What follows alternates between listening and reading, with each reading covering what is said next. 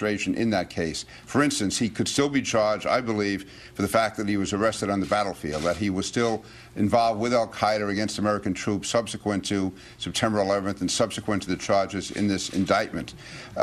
Do we have the prerogative to hold him? Can we hold him in an American prison? And if so, on what basis? That, to me, is another real danger of too quickly removing him from Guantanamo. I think the administration is trying to prove a point here. They're trying to make a point. They're trying to take a case where they feel a conviction should be somewhat easy and use that as the precedent to bring other detainees to the United States. So I think this is very hasty, it's premature, and it raises questions which have not yet been answered, and it shows to me an indifference by the administration to the will of Congress when they see the overwhelming majority of Congress, Democrats and Republicans, want all of these proceedings put on hold until an overall procedure has been adopted. So with that, let me just express my strong opposition. I know I'm speaking for the Minority Leader, Mr. Boehner, expressing his opposition. But okay, we are listening to Republican Congressman Peter King, and he is talking about Guantanamo detainee Ahmed Ghayani, who right now is sort of the test case and what's going to happen with Guantanamo Bay. Let's bring in NBC Justice correspondent Pete Williams, who is live in Washington right now. Pete, what do you really expect is going to happen in court this afternoon? Well, the first thing that's going to happen is to try to figure out who his lawyer is. There's a small army of people who claim they represent him. His military lawyer at Guantanamo Bay told the Associated Press that he has been asked by Ghayani to represent him. The Pentagon tells us that he's not authorized to do that. There are at least 2 or 3 defense lawyers that have said they represent him. They've been filing papers in court. The judge is trying to sort this all out.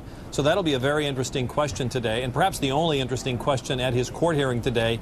These court hearings tend to be rather cut and dried. He'll have an appearance. He'll be told of the charges. He'll enter a plea, and then I think the big complicated thing will be try to figure out who's representing him. And I think the government and the judge are both interested in getting him really good lawyers because they realize the world is watching. They want him to have every advantage of every legal benefit, and they also don't want problems in the trial that would lead to an appeal and a reversal and having to do this all over again. As for whether this is a test case, you know, some people view it that way. I think it's less so than maybe with other detainees because, as Congressman King referenced, there is a route that's been fairly well worn here. 4 people charged with their roles in the embassy bombing have already been brought to New York and convicted. Ghayani is another of those. What makes him different is that he did go to Pakistan. He did help al-Qaeda. That's why the U.S. took him to Guantanamo Bay to interrogate him.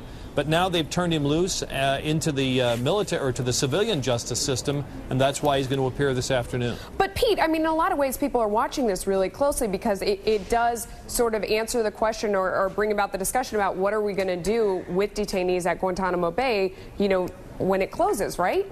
Isn't that why it's getting so much attention? Well, yes, and I think so, but his case is so different for a couple of reasons. One is, unlike the other detainees, there are already charges filed against him in a U.S. court. There have been since 1998. That's when he was first indicted here.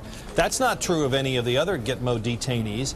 Secondly, he is going to be put on trial. Some of the detainees in Guantanamo Bay, the hard question is, where are they going to be put on trial, or will they be put on trial at all? So in essence, of all the people at Guantanamo who could be brought to the U.S., this was the easiest case. All right. Pete Williams, thanks so much for joining us. We appreciate it.